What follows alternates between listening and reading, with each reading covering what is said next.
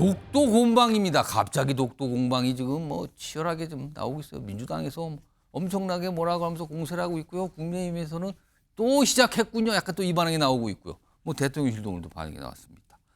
일단 오늘 민주당의 오늘 모습 그리고 이와 관련된 여당에서 나오는 어떤 비판의 목소리 다 함께 묶었습니다. 들어보시죠.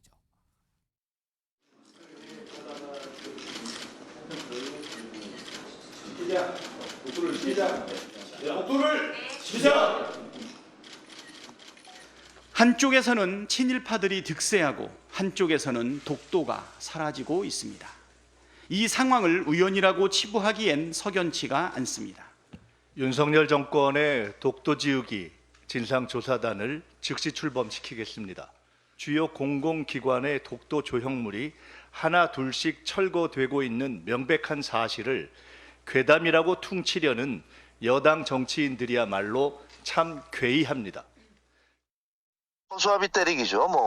별로 실체가 없는 것을 과장해서 마치 어마어마한 일이 벌어지는 것처럼 그렇게 얘기하는데요. 하여튼 그 독도 조형물은 새로운 조형물을 만들기 위해서 독도와 관련해서 철거했다라는 그런 해명이 나온 걸로 알고 있습니다. 이재명 대표가 경상에서까지 그런 말씀을 하시는 것들에 대해서 상당히 좀 다급하신가. 그러니까 지금 이번 상태에 이재명 대표가 이른바 병상 1호 지시 그러면서 이 독도 관련된 이 조형물 관련돼서 이거는 가만히 있으면 안 된다. 약간 이런 취지의 지시가 나왔다고 알려지면서 뭔가 이제 민주당이 강하게 움직이고 있는데 이게 시작된 이유가 있어요. 화면 좀 보겠습니다. 뭔가 일단 철거가 됐는데 여기 보면 대표적으로 3호선 안국역 독도 조형물 8월 10일 철거됐는데 그러니까 지하철역 몇 곳에 독도 조형물들이 있었어요. 근데 그게 일단은 승객들 동선 방해가 돼서 자칫 이게 안전상 위험이 있을 수 있어서 철거가 됐다. 또는 너무 오래돼서 노후가 돼서 철거됐다. 그래서 이제 나오는 게 조금 더 논란이 된 뒤에 추가적인 설명이 나온 게 리모델링해서 다시 공개할 거다. 그리고 이거는 이 독도 쪽에 이 통로에 있는 거를 철거했으니까 이거는 벽면으로 해서 설치할 거다. 리모델링해서 새로 보수할 거다. 이런 설명이 나왔습니다. 일단 요게 하나가 있고요. 그리고 전쟁기념관에도 독도 조형물이 있는데 이게 지난 6월에 철거가 됐다 그러죠. 근데 이제 설명이 나온 게 이게 노후화로 됐다. 너무 오래됐다. 그래서 보수 작업한 다음에 다시 설치할 겁니다. 이런 설명이 나오는데 이 상황이 알려지고 불거진 뒤에 민주당에서 아까처럼 이른바 백드롭에 독도 사진을 걸고 이런 지적이 나온 거예요. 정치인 변호사는 어떻게 보십니까? 저게 만약에 대통령실에서 저런 교통공사나 전쟁기념관에 공문 보내가지고 독도 관련된 조형물 다 철거해라. 이런 지시가 있었다라고 하면 저는 민주당 말이 맞을 수 있다는 생각이 들어요. 그런데 그런 게 있었겠습니까? 제가 봤을 때 교통공사 사장도 아니고 아마 한 역장이나 누가 했는지 모르겠지만 이거 쭉 봤을 때 이건 조금 약간 치워놓는 게 좋겠다. 그다음에 전쟁기념관 같은 데서는 이건 좀 낡았으니까 보수하든지 새로 만드는 게 낫겠다. 이렇게 해가지고 알아서 하는 거 아니겠습니까? 이런 걸 가지고 대통령실에다가 책임을 묻고 정부가 역사를 갖다가 어떻게 한다니 이렇게 이야기하는 거는 제 생각에 과대망상이 아닌가 그런 생각이 들고요.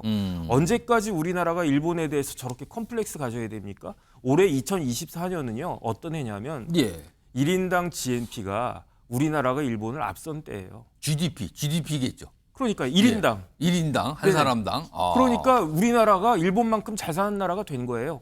그다음에 또 하나가 있는데 뭐냐면은 무역수지 흑자가 우리나라가 일본보다 더 많아요, 이제는. 그런 나라가 됐는데 저런 거 가지고 일본이 지금이 2024년입니까? 1924년입니까?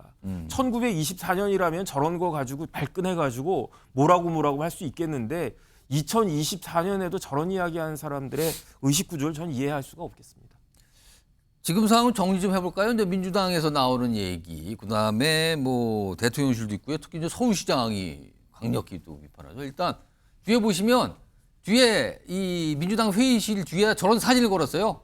독도 사진. 그러면서 독도 지키겠다. 그러면서 이런 입장들이 올 최고위원회의에서 나왔다 그러죠. 일관되게 친일 굴종 외교하고 있다. 역사 지우기에 혈안돼 있다. 그러면서 민주당에서 오늘 엄청 많은 얘기를 했어요. 다음 보겠습니다. 그러다 이제 반박을 하죠.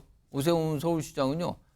독도 모형 리모델링인데 이걸 지우기라고 우기고 있다. 황당합니다 정말. 이렇게 발언이 나오고요. 오늘 대통령실 반응도 있었어요. 야당은 있지도 않은 독도 지우기로 왜 의심을 하는지 저희를 묻고 싶습니다. 독도는 우리 영토인데 왜 그러는 겁니까? 약간 이런 반응이 나왔거든요. 오늘 대통령실의 반응 목소리로 좀 들어보겠습니다.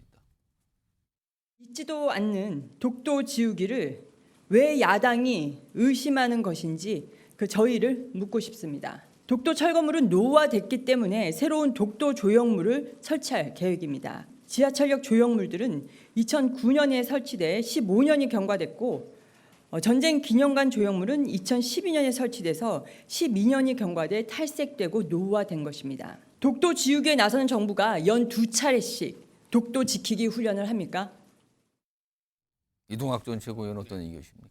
기시다가 9월 초에 지금 방한한다고 하잖아요. 예. 저는 저거 리모델링이라고 얘기하는 것도 뒤에서 껴맞춘 거라고 생각하는데 마치 군부대에서 사단장 온다고 하니까 불필요한 걸 다 치우는 그런 모양새입니다. 그러니까 기시다 올 때까지 저거 치워놓을 거예요. 그리고 기시다 다시 가면 다시 배치해 놓을 겁니다. 저는 그런 느낌이 드는데 이게 저희가 계속해서 뭔가 굴종 외교다라고 하는 그 선상에 있는 겁니다. 후쿠시마 건도 마찬가지고요. 독립기념관장 최근에 논란이 엄청 많이 됐잖아요. 그러니까 일본 당시에 일제시대 때 국적이 어디냐라고 묻는 질문에 일본이었다라고 얘기한 사람이 독립기념관장이 됐잖아요. 그리고 위안부 문제도 그렇게 해결됐고 그다음에 최근에 사도광산 문제도 외교부에서 국민들한테 어떻게 설명했죠? 광제징용 문제를 공과 과를 그 위치에다가 같이 삽입하기로 했다라고 얘기를 했잖아요. 유네스코에서 얘기한 것도 한국의 허가를 좀 받아갖고 와라, 허락을 좀 받아갖고 와라라고 했는데 그것도 그냥 무마시키고 결국에는 공과 과를 다 삽입하는 것으로 했다라고 하면서 국민께 설명을 했어요. 그런데 직접 야당 의원들이 가니까 설명이 안 돼 있어요. 강제징용이라는 단어는 어디에도 없습니다. 근데 그걸 확인해봤냐고 하니까 외교부에서는 됐을걸요? 확인 안 했나? 아무도 그 현장에 가보지 않았어요. 그러니까 합의를 했다고 하면서 국민들께 설명을 했지만 결국 그 결과가 전혀 이행되고 있지 않았던 겁니다. 우리 외교부가 어떻게 이런 식으로 일을 하죠? 지금 일본에 당연히 항의해야 되는 것 아닌가요? 서로 합의했다면 그것을 이행하라고 당연히 요구해야 되는데 왜 요구하지 않습니까? 그래서 저희가 굴종 외교를 하고 있다. 그 선상에서 이번 독도권도 결국 기시다 오고 있는데 일본 외교부는요 철저하게 일을 합니다.